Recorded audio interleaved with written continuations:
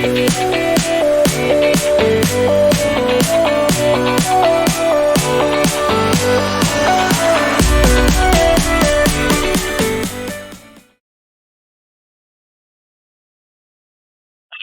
to another BoxLang quick tip.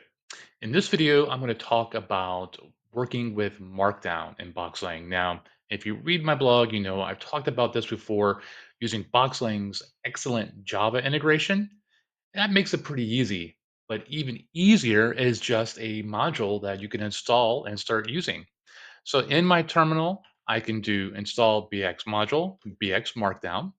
I will add it to my system, and then I could start working with it. So as a first example, let's just take some basic text here, and we are going to convert it to Markdown. So I'm using BX saved content. I've wrapped the tag island. I've got Markdown, and then I'm going to use the Markdown function, which the module added, to convert this to HTML.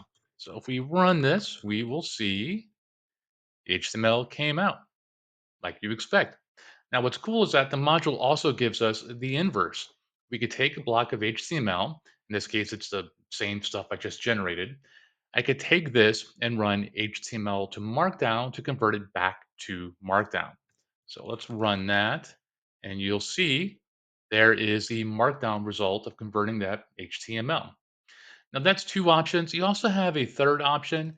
I'm going to open up a BXM file here, and we have a BX Markdown tag that you can use.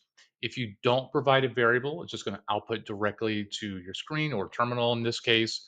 I did add a little bit of dynamicness in it, but obviously you can go crazy here.